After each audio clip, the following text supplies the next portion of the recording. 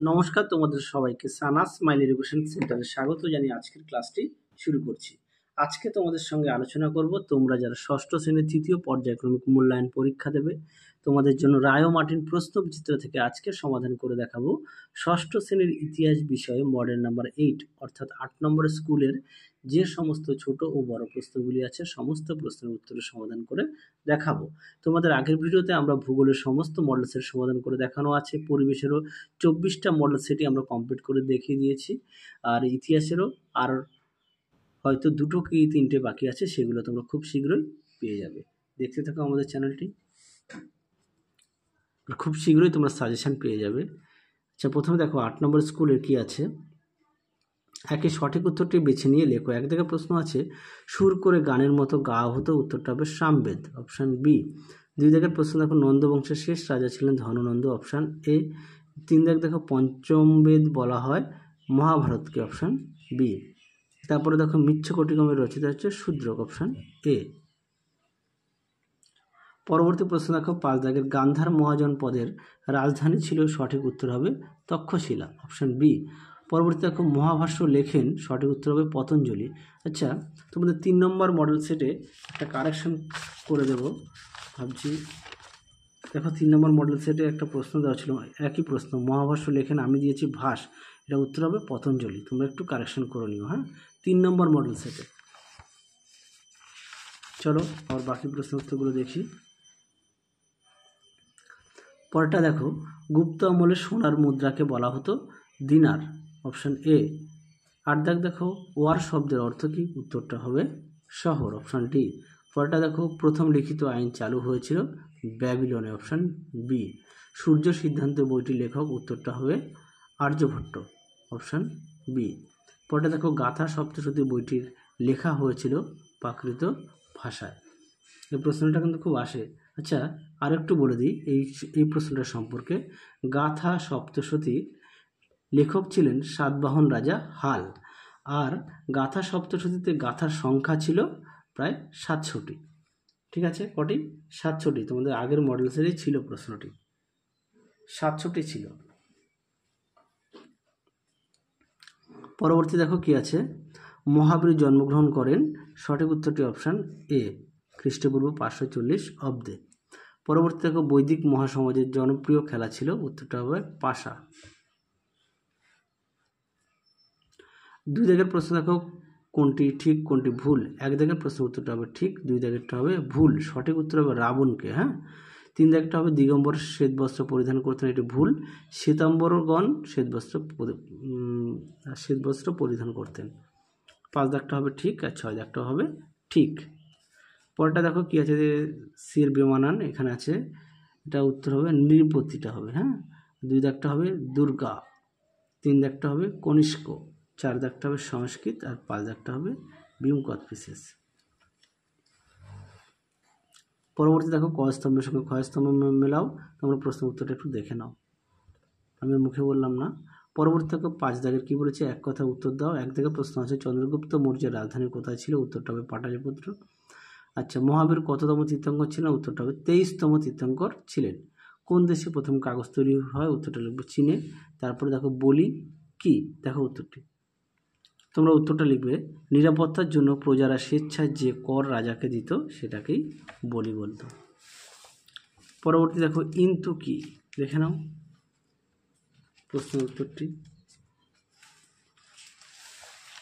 দেখো উত্তরটি ইন্তু কি, তোমরা এখান থেকে পড়ে নিয়ে লিখবে, আর অবশ্যই পাঠ্য বইটি ফুটিয়ে পড়বে। পরবর্তী দেখো 6 দাগের মোগলমারি বৌদ্ধবিহার কোথায় অবস্থিত, উত্তরটা লিখবে পশ্চিম মেদিনীপুরে। 6 দাগে দেখো প্রশ্নমান হচ্ছে 2। 1 দাগে প্রশ্ন আছে কোন কোন নদীর তীরে চীন সভ্যতা গড়ে উঠেছিল, উত্তরটা হবে হোয়াংহো নদী ও ইয়াংসিকিয়াং নদী।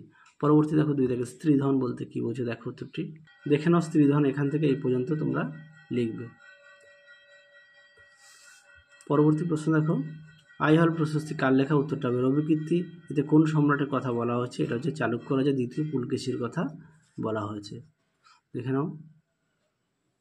পরবর্তী দেখো তামিল সাহিত্যে 2টি মহাকাব্যের নাম, উত্তরটা হবে কুলামণি, আরেকটা লিখবে যশোধরা কবিম ক বয়সীম। পরেরটা দেখো 5 দাগের, মহাবীর কত বছর বয়সে সংসার ত্যাগ করেন? উত্তরটা লিখবে সংসার ত্যাগ করেন 30 বছর বয়সে। তিনি কত বছর ধরে তপস্যা করেন? 12 বছর ধরে তপস্যা করেন। চলো পরবর্তী আমরা দেখব 7 দাগের প্রশ্ন কি আছে। প্রশ্ন মান হচ্ছে 3 নাম্বার। প্রথমে 1 দাগের প্রশ্ন আছে তাম্রলিপ্ত সম্বন্ধে সংক্ষেপে লেখো। উত্তরটা দেখো।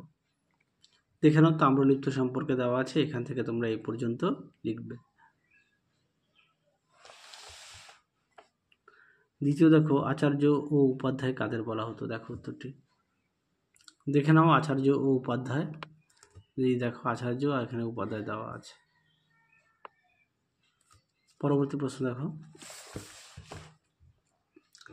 কি কি কারণে মগধ শক্তিশালী মহাজন পদে পরিণত হয়েছিল? দেখো উত্তরটি দেখে নাও। প্রশ্নটি উত্তরটা দেখো, সুন্দর করে পয়েন্ট দিয়ে দেওয়া আছে, তোমরা অবশ্যই পয়েন্ট দিয়ে লিখবে। পরবর্তী প্রশ্ন দেখো, কাকে কেন পঞ্চম বেদ বলা হয়? উত্তরটা দেখো, তোমরা উত্তরটি এখান থেকে লিখবে। হ্যাঁ, মহাভারতকে এখান থেকে এই পর্যন্ত লিখবে। উত্তরটি দেখো, পঞ্চম বেদ বলা হয় এই পর্যন্ত।